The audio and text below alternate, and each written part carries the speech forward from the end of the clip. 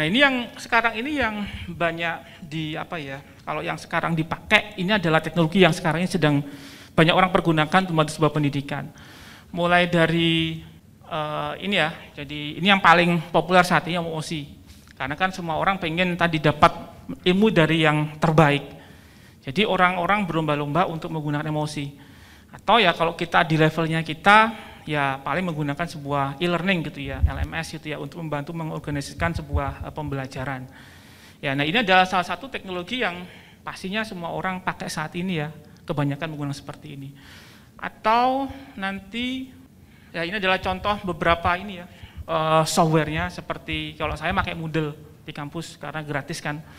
Atau pakai WebCity juga bisa, Blackboard juga bisa kalau mau berbayar ya seperti ini ya. Tapi ya kalau mau yang gampang dan gratis ya udah pakai Moodle aja, dan dia terus berkembang karena kan dia adalah sebuah komunitas yang komunitas bebas, jadi dia pasti akan mengembangkan banyak fitur. Antara fitur zaman dulu pas saya tahun 2003 kalau nggak salah mulai pakai Moodle sampai sekarang udah jauh berbeda ya termasuk nanti ada masalah kayak integrasi pakai Scrum. Jadi kalau nanti pertukaran antara kontennya langsung bisa semua di copy dengan mudah kalau menggunakan seperti Moodle ini. Ya, nah ini adalah untuk yang emosi. Terus ada lagi ini ya sosial media. Nah ini walaupun seolah-olah hanya dipakai untuk fun-fun doang, tapi di banyak tempat orang sudah menggunakan juga untuk bagian pembelajaran. Karena tadi bahwa habitnya anak sekarang kan lebih senang mereka bersosmed. Ya, ini sudah kayak bagian dari mereka dari pagi sampai malam juga pakai sosmed. Itu pun beragam. Ada Facebook zaman dulu saya gitu, Facebook. Kalau sekarang kan Instagram, kemudian YouTube, ada kemudian TikTok apalagi sekarang. Ya. Nah, ini kan juga akhirnya orang mulai mikir gimana kemudian mengintegrasikan sosmed itu pembelajaran. Jadi nanti karena dianggapnya ini adalah bagian dari hidupnya mereka, platform mereka buat hidup. Ya kenapa kalau kita manfaatkan untuk juga pembelajaran? Saya sebagai seorang dosen misalkan, bisa aja membuat kemudian sebuah kelas, page gitu ya, di dalam sebuah Facebook, nanti saya minta mahasiswa untuk kemudian enroll di sana, gabung di sana, semua pembelajaran dari sana. Ya. Dan di dalam banyak literatur sudah punya juga ada evidence bahwa yaitu membuat mereka lebih engage kepada kelasnya dengan menggunakan sosmed yang seperti ini. Ya, nah ini kan contoh salah satu ini ya yang kemudian kita juga perlu pertimbangkan dalam nanti mendesain sebuah pembelajaran. Mungkin juga saya perlu nanti kalau sekarang TikTok salah satunya. Kenapa? Semua orang pakai TikTok anak-anak sekarang. Dan itu kan fun. Kalau mereka diminta membuat konten, terus mengomentari gitu ya. Itu kan bagian dari cara mereka untuk bisa lebih pede gitu ya.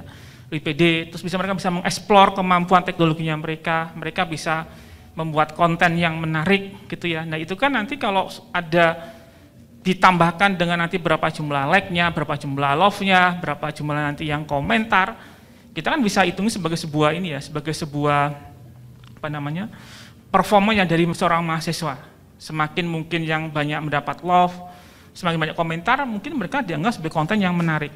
Nah ini kalau anak sekarang kan maunya yang seperti itu ya. Jadi mereka ketika mengerjakan sebuah tugas misalkan, mungkin perlu juga di-encourage untuk menggunakan media seperti ini. TikTok salah satunya ya, jadi mereka bisa create sebuah konten yang menarik gitu ya, mengasah mereka kemampuan untuk menggunakan sebuah teknologi, dan nanti ketika sudah diposting, itu kan bagian dari pembelajaran juga buat nanti yang lainnya, dan itu fun. Karena mereka jadi ketika scroll TikTok tidak hanya sekedar untuk yang main-main doang, tapi juga nanti untuk pembelajaran juga di sana ya. Nah kalau dilihat tadi di literatur sudah banyak orang yang juga mengeksplorasi ya peran dari sosmed ini untuk pembelajaran di kelas, dan rata-rata mereka cukup happy dengan yang seperti ini ya, dengan menggunakan sosmed ini.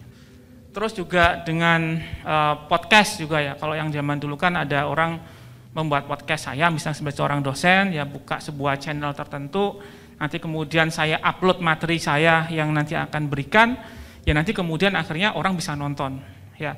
Dan ini kan tidak hanya sekedar ini ya, jumlahnya kan juga mungkin bisa banyak audiensnya, nggak terbatas cuma satu kelas, juga mungkin semua kelas, yang artinya secara audiens juga pastinya kan akan jadi lebih besar audiensnya nanti ya di dalam sini. Ini cuma sekedar kayak virtual notice buat kayak papan tulis informasi aja. Jadi kalau ini kan juga bisa juga dipakai juga.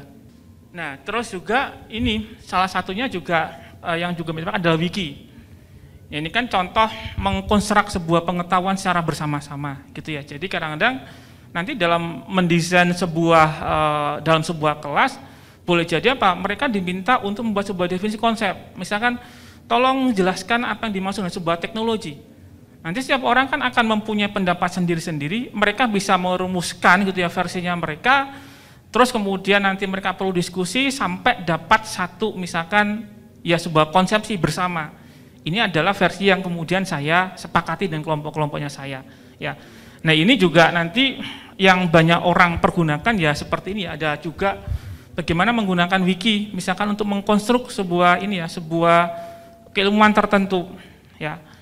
Jadi ini adalah salah satu juga tools yang bisa dipakai nantinya. Oke, terus juga share ini kan juga sering kita pakai ya untuk membagi slide-nya kita. Jadi kalau untuk kita sebagai mungkin ya saya sebagai dosen juga mahasiswa kan kadang butuh juga resource yang lainnya dari internet ya. Nah, nanti kita juga bisa berbagi slide-nya kita seperti pakai slide seperti ini. Terus kemudian juga gamifikasi, nah ini yang paling sekarang lagi in banget, tadi pakai Slido, pakai Kahoot, gitu ya. Dan nanti ada banyak banget teknologi buat gamifikasi, dan nanti masing-masing pasti punya karakter yang berbeda. Kayak di Kahoot bisa ngapain itu? Di Kahoot kan bisa ada constraint waktu ya, dikasih pertanyaan multiple choice gitu ya, nanti kemudian mereka rebutan duluan siapa yang nanti akan akan mendapatkan paling cepat menjawabnya dan betul. Nanti kan ada leaderboard di sana. Ya, itu kan nanti buat beberapa orang nanti ya itu fun. Jadi paling nggak apa? Oh, kita tahu sekarang posisi di mana di antara yang lain-lain. Kalau nomor satu kan buat mereka termotivasi buat yang nomor satu pastinya kan ya. Nah, ini kan contoh yang tidak mungkin didapatkan kalau menggunakan teknologi yang standar yang biasa ya. Jadi pakai seperti Kahoot juga menyenangkan buat mahasiswa.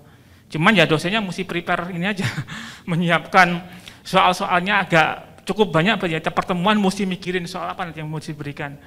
Ada juga nanti kayak Slido, di dalam Slido kan juga bisa posting question ya, nanti bisa nanti apa pertanyaannya, termasuk juga nanti ada word cloud kalau ada nanti apa, katakanlah kita ada sebuah konsep tertentu, tolong jelaskan mengenai konsep dari e-learning itu apa. Nanti tinggal dijawab dari para partisipan, langsung nanti kemudian keluar word cloud-nya gitu ya, ketahuan tuh, oh ternyata menurut peserta itu e-learning keywordnya utama apa, yang paling besar, kelihatan dari word cloud-nya nanti ya. Nah ini kan contoh nanti ya, kalau kita nanti explore lagi lebih banyak lagi, nanti ada banyak banget ya software gamifikasi buat pendidikan. Ya, dan ini memang kita bisa coba semuanya ya. Terus juga kalau yang lebih advance nanti ya, yang ini kelas dojo gitu ya, ini juga termasuk yang juga cukup banyak dipergunakan ya, untuk tracking behavior dari peserta seterusnya. Nah ini contoh salah satu, waktu itu saya pernah lihat ini ya di YouTube gitu ya. Mereka punya namanya project based learning. Jadi si gurunya itu kebetulan siswa yang masih anak-anak SD. Itu kan tadi kalau cuma diajarkan seperti ini kan cuma satu arah komunikasinya. Nah terus mereka bereksperimen dengan sebuah kelas yang namanya project based learning. Jadi mereka nanti kayak datang ke sebuah tempat, sebuah ranch gitu ya, atau sebuah peternakan misalkan, kemudian nanti mereka ketemu dengan orangnya gitu ya, terus mereka nanti pakai teknologi di sana untuk melihat isinya apa, mereka mencatat hari ini saya ketemu dengan siapa, terus kemudian nanti resumenya apa pertemuannya gitu ya, semua serba online.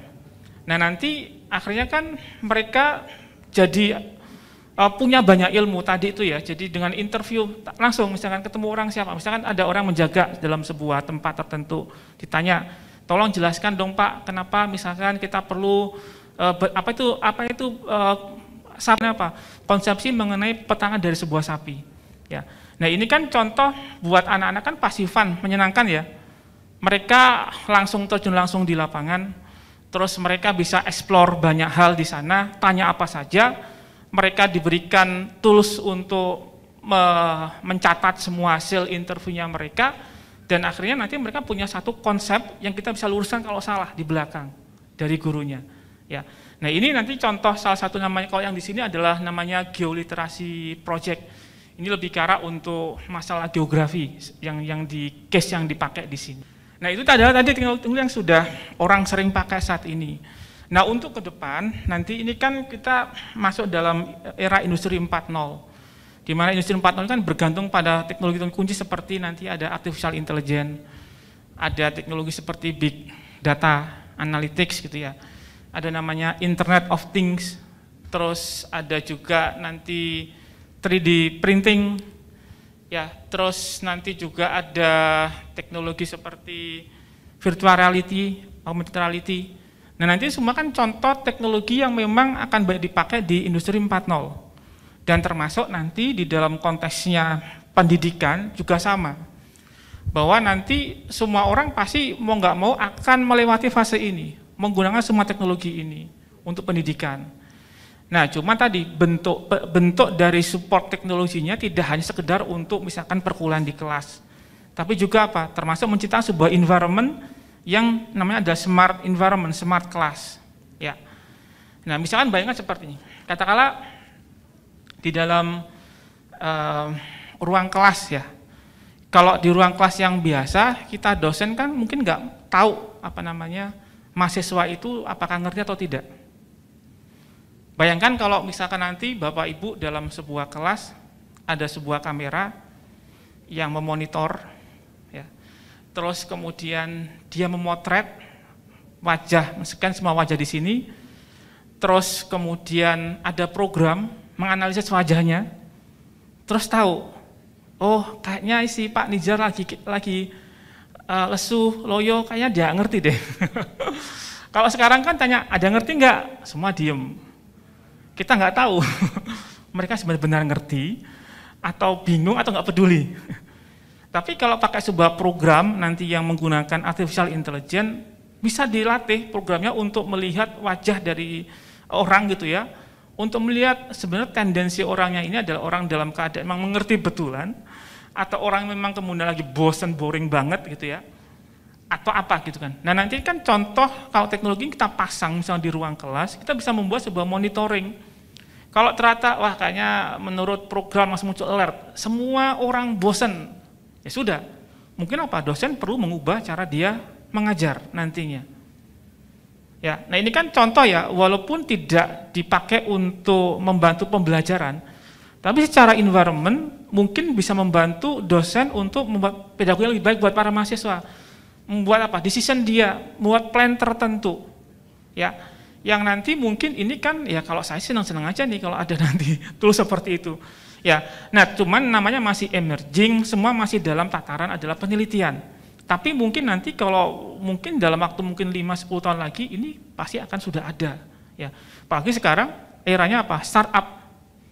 Ini kan pasti apa? Mencari peluang-peluang untuk membuat sebuah teknologi yang menarik ya, mungkin belum pernah orang pikir sebelumnya. Nah saya yakin pasti ini orang mulai melirik, karena apa? AI adalah salah satu topik yang paling hot saat ini untuk bidang saya. Semua mengarah ke arah sana. Ya. Nah nanti kita lihat beberapa teknologi yang nanti membantu. Ya tadi ya ini ya, teknologi yang tadi mobile teknologi adalah bagian dari backbone industri 4.0. Terus Mbak, nah ini tadi ya bahwa dengan teknologi nanti yang dikatakan emerging tadi ini ya, karena memang tatarannya adalah masih dalam tataran riset kebanyakan, nanti maunya pembelajaran itu lebih personalisasi kayak tadi dengan menggunakan sebuah apa namanya teknologi seperti AI. Kita bisa menganalisis seorang siswa nanti itu preferensinya apa sih? Apakah dia adalah tipe misalnya auditory yang lebih senang dengerin audio, atau misalkan lebih visual, atau mungkin lebih suka yang text based yang lebih cepat gitu ya. Nah ini kan mungkin apa, dia bisa mengenali dengan mungkin apa, dengan melihat pattern dia misalkan di LMS tadi itu, dievaluasi, ketahuan nanti kan, oh kayaknya si Pak Nizar ini tipe orang yang seperti tipenya, yang nanti apa, supposed to be tak kasih materi yang mungkin berbeda. Jadi ketika dosen nanti membuat materi pembelajaran, mungkin nggak harus satu, tapi banyak bentuknya. Ada mungkin seperti isinya textbook yang biasa aja, yang teks doang isinya. mungkin ada kalanya mungkin dia perlu memprepare materi yang isinya tadi ya, isinya ada audionya, PPT plus audio misalkan. Atau ya kalau nyiapin juga mungkin yang video betulan ya. Yang nanti ketika seorang siswa kemudian di kelas dilihat dari pattern dia belajar seperti apa yang lampau-lampau, akhirnya dikenali. Oh, orang ini kayak tipenya apa, cocoknya pakai materi seperti ini. Ya. Nah, ini kan contoh ya perkembangan dari sebuah teknologi ke depan itu seperti itu nanti. Mereka bisa mengenali perilaku dari para pembelajar dan nanti apa diberikan treatment yang khusus buat dia yang akhirnya beda dengan yang lainnya. Jadi pengalaman seorang siswa ketika belajar akan beda tiap orang. Nah, ini adalah tadi apa? Karena ada kemampuan teknologi yang seperti AI tadi salah satunya, gitu ya.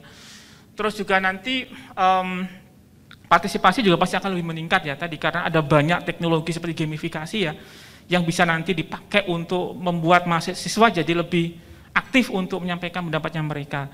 Kalau ditanya seperti ini kan pasti jawabannya tadi diem semua kan. Tapi kalau pakai program, pakai aplikasi kan mau nggak mau mereka mesti menjawab.